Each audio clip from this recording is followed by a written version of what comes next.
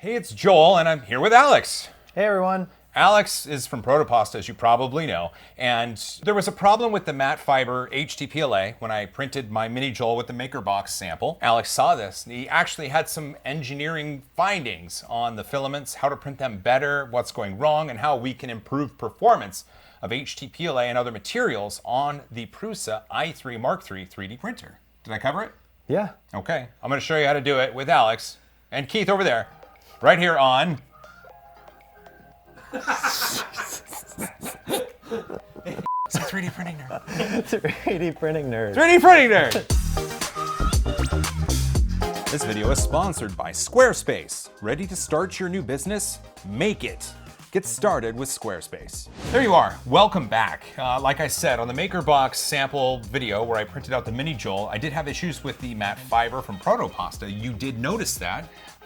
What was going on? Well, matte fiber takes in moisture because it's got plant fibers in it, reinforcing. So if you print at like a higher temperature, then you get more of this stringing effect.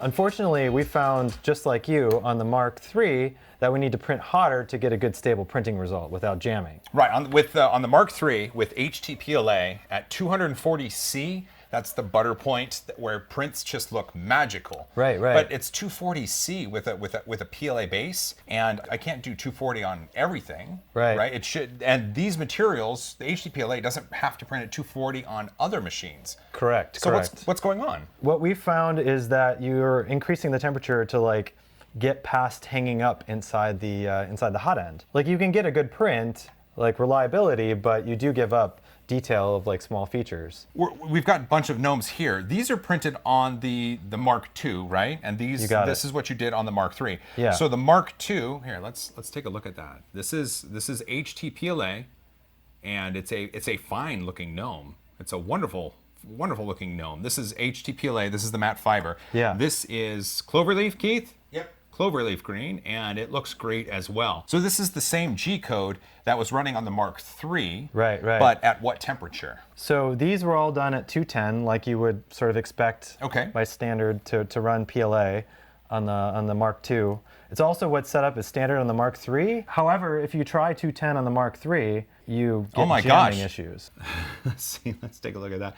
So I've experienced this before many times where the print will just keep going until all of a sudden there's clicking, and at that point your print is dead. There's nothing you can do. Yeah. And it happens most often with the HTPLA from Proto Pasta. Yeah. There are other filaments where that happens with Sure. as well, but it's most prominent with this because I print with this a lot. Why can I do 210 on the Mark II and I have to do 240 on the Mark III with the exact same G code? Well, we did a bit of research and looking into the differences between the Mark II and the Mark III. What we noticed is that the Mark III Heatbreak has an additional like ledge or lip on the inside. Where at on the Heatbreak? It's in between. It's above where the heater block is, but below where the fins start. So quite low, still on the hot end. Oh, so that lip is actually within the hot zone. It's pretty darn close, yeah. Why would something like that be there? It's a feature that helps improve the multi-material experience. They basically opened up the bore from 2 to 2.2 millimeters on the standard E3D hot end to be able to pull filament back out and put new filament in, if I understand correctly. Oh, so on the multi-material system, when it's having to pull that material out, that bore then helps shape the end of the material as it's going out? I think it gives room for it to come out as well, because if you had 2 all the way up, you might get stuck, but you have 2 near the bottom, and then it opens up to 2.5 and allows that bulb to come back up through. Oh, okay. So it's not, if this is the heat break right here, then it's not at the end. It's in the heat break. Is that what you're saying? If we look at a schematic, a standard E3D heat break is 2 millimeters all the way through. Okay. In the Prusa specific for MMU, it starts off at 2 millimeters near the bottom, near the nozzle, and also inside where the heater block is. But above the heater block, it bores out larger to 2.2 millimeters. Oh, okay. And so that's why I will see stuff like this. So that has a large end onto it. And that's because the filament is still hot as it's entering that larger bore and it's expanding or taking the space of the bore? Yeah, so it's filling out above that lip, and if the material is hard or becomes like heat treated and is heat resistant, then it's hard to push past that lip. Because there's the material is conforming to the shape of the bore. Right, so it's sort of pushing out to be 2.2 millimeters in diameter, which makes it hard to go into 2 millimeters of diameter. And on a model that has a bunch of retractions, then as that filament, if you're within a certain temperature zone, then that filament, as it's going up and down, then it could actually heat treat and harden within that bore. Correct. And that's going to cause a jam. Right. Oh, and so then because it's so close to the heater block, you can turn Overcome up the it. heat. Right. And that's, okay, that's interesting. So we're using in like a hotter temperature on that hardware to overcome that lip feature that's inside. Where if we had a straight through design, 2 millimeters all the way through, then we wouldn't need to increase the temperature to overcome that bit of hardware. Okay, so what you're saying is the heat break from the Mark II being 2 millimeters all the way through, taking that and putting it on the Mark III would improve the printability of HTPLA materials. We wouldn't have to use heat to overcome. Yeah, exactly. And if you're not going to use the multi-material, which that feature is there for, then in fact you can improve your printing experience by getting rid of that little lip. Okay, how much is a heat break? $15. Okay, and what kind of skill set is needed to replace it in a 3D printer? Well, you should already be comfortable with replacing your nozzle. Okay. And there's going to be a few, pitfalls to look out for. But if you're comfortable replacing your nozzle, you should be able to do the heat break as well. Okay. Well, that's easy. I do see you have some of this avocado oil. There it is, avocado oil. Look at that. It's what plants crave, right? Why would I consider oiling? Yeah. I've always heard oiling is a myth, but some people still do it, and some people swear by it. Yeah. Is it a myth? Is it not a myth? I found it useful in this situation. So I have a couple of gnomes here. So the difference is this first one I tried at 210, right? You already saw. We saw that one. And it failed. So I used our current standard, which is to increase the temperature to 240. Oh, okay. And so you can see that you get like a whiter haze, less detail, more stringing. Yeah, he's got some strings between his legs. Yeah. So, but it didn't fail. Oh, and this is Mark III, 245, right? Exactly. There it is, 245. So this one though, this is 210. Right. Right? And this looks pretty good, if Yes. I do say so myself. That's a good looking gnome right there. So then a person wouldn't necessarily have to replace their heat break to overcome the bore issue and the Prusa Mark III. They could add, well, you've got the avocado oil, or they could add, do you know much about oils, or is it, obviously I don't want to take oil from my car and throw it in there. Right. I've used vegetable oil. I've heard some people say not to use vegetable oil because it can build up and create some gumminess. I think there's a certain risk with oiling, but I find that, it will work. It will help lubricate basically inside the hot end and get you past the hang up. Okay. It's also... Is that just like sticking your finger in butter to get a ring off when your knuckle is swollen too much? I think a little bit. That's a good analogy. I can't see inside the hot end, so I don't really know what's going on there. Right. But, in changing a single variable, I can see a difference in the result. The problem with oiling is you can, it feels more of an art to me. It can destabilize the system when you're printing a model, right? Right. So, if you oil too much in the beginning, you're going to have problems sticking to the build platform to get started. If you oil too little somewhere during your build, you could basically jam again.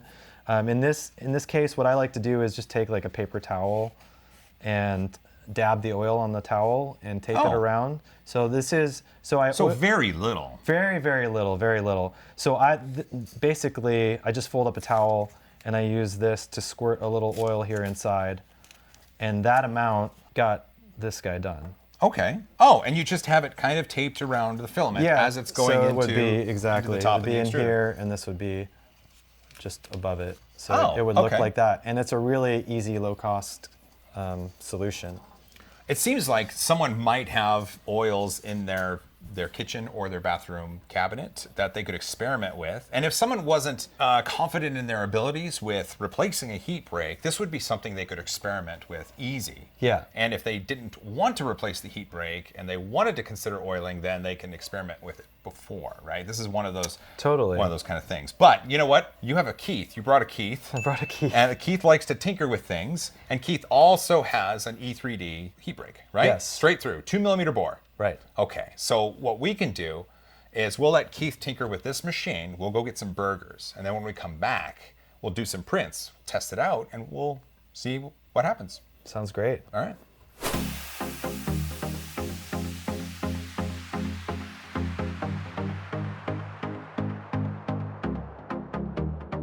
Hi, Keith. Hi there. What are we doing now? I'm just running some film.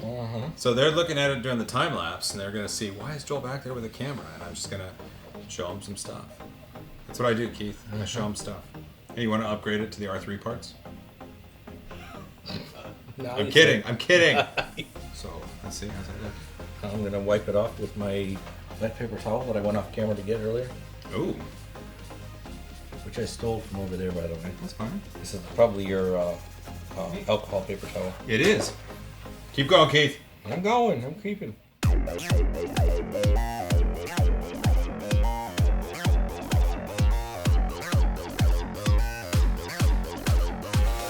We're back from lunch. We had tasty burgers. Big thanks to Keith for doing all the hard work for us. Thanks, Keith. Thanks, Keith. So now what we have a heat break that's straight through. Yeah. And in explaining it, I think I was under the wrong impression. I thought there was almost like a bubble in the middle of the heat break, where it was 2mm, and it bubbled out to 2.2mm. But in explaining, it was 2mm this way and 2.5 or 2.2mm this way, meeting at the throat of the heat break, right? Right. Yes. Okay. So, and knowing that, it's just good, and we'll have the schematics up on the screen. But what you want to do first, before we reprint the miniJoel that failed, or at least that was stringy on the MakerBox unboxing video, we're going to actually recreate the result of one of your little proto gnomes. Yeah. And in order to do that, so that we don't change as many variables between tests, you want to put a sock on the hot end. Yeah. Okay, now why is that? Some people run with socks. The Prusa comes without a sock. Yeah. What is the purpose of the sock in your eyes? For me, if when you turn the layer fan on, if you watch your actual temperature, not your set point, but the actual temperature next to it, if you don't have a sock, you'll watch that drop as much as 5 degrees or more. And so if you're on the bottom, like printing of your process window, printing cold, that 5 degrees can be enough to create a jam on its own. So by putting the sock on, we're adding an insulation between the layer fan and the heater block, which should not be cooled by the layer fan. True. Ideally, so you don't see that temperature drop. So what I've noticed on the machines here is when the layer fan kicks on, then you'll see that up to 5 degrees or more drop in temperature, but then you'll see the system kick in and compensate for that, and it'll be able to maintain a temperature. Yeah. But what we're doing with the sock is we're eliminating that first initial dip, and it's that first initial dip that can actually cause a jam with the filament if you're on the low end of the temperature. Exactly. Which, thank you, you rocked it. Just another note about that. So personally, like if I'm gonna run my layer fan and I don't have a sock, I will start that at the beginning when I'm there to see the print to make sure that it's already through that transition and hasn't choked. Now, if you don't run fan for part of the print and then have it come on or change speeds, to me, I see that's like a risky situation for changing and cooling the heater block. Oh, and but knowing that, then a sock is going to eliminate that shock of the fan. Exactly. Okay. Well, we'll get this on. We'll get a proto gnome printed. In fact, not just the proto gnome. We're going to print the G code. Yeah, same G code for all print these proto gnomes, and we'll get that printed, and then we'll take a look at the result. Awesome. Is this hot right now? No. Okay. Well, it's like 30°C. Just checking. I didn't know if that was part of the gag. Here, Alex, put on the sock. Ha ha. As you know, this video is sponsored by Squarespace. Squarespace is a website platform allowing you to get started with your online presence, whether it's your side hustle or it's your business. No doubt. And the ease of use with the templates, you don't have to learn how to design a website. You can focus on doing what you do, like us, making filament. And you make great filament. Thank you, Joel. So to get started, go to squarespace.com/3D printing nerd and get 10% off your first purchase. We're back. The print is done, and had some little friends helping out on the build plate. That was pretty fun. Takes a community. That's right. Takes a village. So here it is, and visually, it's stunning. The detail is fantastic. Like I didn't expect this. The matte fiber looks great. Awesome. It looks really good. In fact, here, let me show everyone at home. There it is. Look at that. That is a gnome. Look at that hat, though. The hat on the gnome. So the detail in the hat is just, it's exquisite. Like I can't even see layer lines there. That's the goal with matte fiber, is to hide the layer lines. Yeah. Matte fiber seems to be an underused material. I don't think a lot of people print with it, do they? It's a little bit underutilized, a little bit misunderstood or not understood. You know, it's different. So whenever you have something that's different than the mainstream, it's a little more challenging to get folks to get it. Well, if you look right here, there's a little bit of stringing left between the legs, just a tiny, tiny bit. But it's a far cry from what happened in the MakerBox video with the miniJoel. Right. And if you wanted to take care of that last little stringing, you know, potentially taking dry unbagged filament, putting it in a dry box, and not letting it see any moisture could be like give you just that last little. Well, also we did 210. Right. We could still experiment going to 207, maybe even 206. But like you said, when the fan kicks on, if it lowers the temperature of the heater block enough to where the filament jams, then you're screwed. So, right. So I mean, just like with anything in 3D printing, we can still experiment just a little bit. Yeah. But a dry box. And at least having the sock gives you the opportunity to get a little bit more precise with the set point. We got some precision there. Well, this is cool. I know you guys have to get going, but we learned a lot about matte fiber. We learned a lot about the Mark III and the Heatbreak, and I hope I showed you some really cool stuff. They're going to get going, and I'm going to get a miniJoel printed in blue matte fiber so we can prove that the MakerBox video wasn't the end of the story. Thanks, There's Alex. always more to learn, right? Thank you. There's always more to learn. I'll be right back with hopefully a really good print.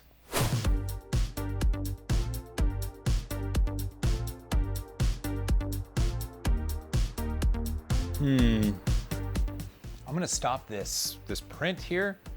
Let's see, let's turn off the time lapse, and then I'm gonna stop the print. And well, let me show you why. So here's the print right here. There we go. So there's tiny bits of stringing, tiny bits of stringing, and even though it's less stringing than before, there's still some stringing. So this is great though, because we have a model that looks incredible. The stringing doesn't, but we were able to print matte PLA, the HTPLA, that's the blue matte PLA, the same stuff that was in the MakerBox. We were able to print this, but when we printed it at 60 millimeters per second, and we were able to print it at 210 degrees Celsius instead of 240 degrees. That's a huge improvement. So what I'm gonna do right now is actually start the print again, but I'm gonna slow it down, let it go, and that should get rid of the strings. Let's do it.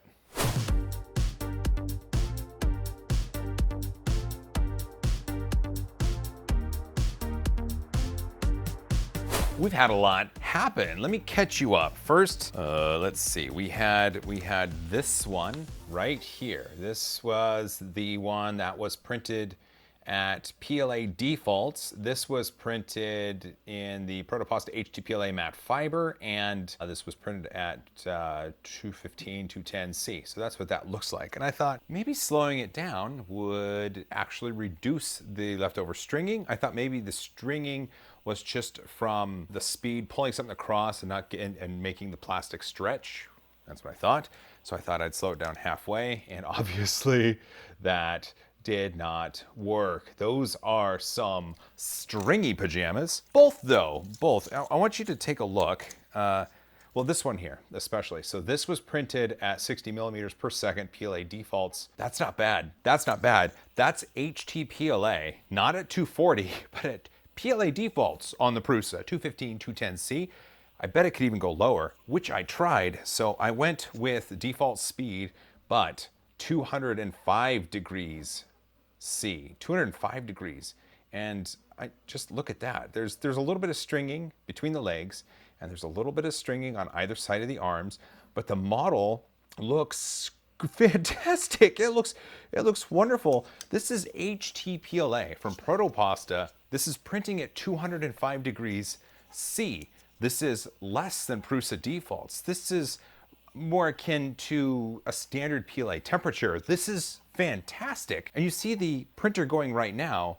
It's actually loaded with high 5 blue, printing at 210 degrees C. We'll know in 3 hours and 15 minutes whether or not it succeeds. Anytime I've attempted this before would result in clicking because it would jam. Now that we have the straight through 2mm bore heat break on this Mark III, the idea is standard PLA settings will work with Proto Pasta's HTPLA and the other sorts of PLA variants that are HTPLAs or that require higher temperatures when printing with the Mark III heat break. So, like I said, 3 hours and 14 minutes from now, we should know whether or not it works. See you then. Good morning. It's the next day, and the miniJoel has completed. I want to tell you, the Prusa was printing at 210C with Proto Pasta's HTPLA, my high 5 blue HTPLA, and it's done. There we go. Hey, look, it left most of the brim on the plate. Well, take a look. I would say that is a very, very successful print. You can see that there's no stringing between the legs. There's no stringing on the arms. The detail is sharp and the layer consistency is brilliant. Let's see, let's take a look at the hair. Top of the hair looks good. More importantly, the miniJoel crotch. The miniJoel crotch. It's probably one of the better ones I've seen. Wow, this is a success. This is This is a success. I know that we didn't get perfect prints with the matte fiber HTPLA, but we were able to demonstrate that a straight through 2mm bore E3D Heatbreak is what allows the Proto Pasta HTPLA to print at common PLA temperatures on the Prusa i3 Mark III. That was a mouthful. Let's wrap this up. I think that would be in everyone's best interest. So we had Alex and Keith from Proto Pasta up. They proposed putting a 2mm straight through bore E3D Heatbreak in the Prusa i3 Mark III. The standard Mark III heat break has 2mm bore from one side and 2.2mm bore from the other side. That's apparent in the technical drawings. I think I just spit a little. I'm sorry about that. Once it was replaced, we tested with the matte fiber and we verified that printing at 210C, a common PLA temperature, was able to be done. We actually lowered it to 205C and it was working just fine. The stringing on these models is probably because the filament isn't dry enough. With matte fiber, the added cellulose, which is a plant-based material, it absorbs moisture like crazy. Think TPU, think PETG, and think nylon types of hygroscopicity. That's not a word. Don't say that word, Joel. So knowing that, it's better to print HTPLA matte fiber from Proto Pasta dried. So from a dry box, or dry it and then put it on your printer. When talking with Alex off camera, he mentioned that any sort of long print with matte fiber, so something that might take 10+ hours, as the printer is getting through the print, at hour 4 or 5, the water content of the filament is greater just because it can absorb that much from the air. So with the strings that are on the HTPLA matte fiber prints, I think that can be taken care of by putting it in a dry box for a little bit. This though, this is the money right here. So this is high 5 blue, and this is printed at normal PLA temperatures on the Mark III, and I think that is a terrific measure of success. And what I like about this is it's not something that's specific to Proto Pasta filament, or it's not something that is specific to the Mark III, so to speak, right? It has to do with extrusion and temperature and speed and all of the inner workings of the hot end of the printer. And so if something isn't printing right on your machine, it could be temperature, it could be speed, it could be hardware, it could be something else. That's why it's fun to experiment, and eventually, like we did here, we learned something. Thanks for watching. I'll see you on the next one. Don't forget to hug each other more. I love you all. as always, high five.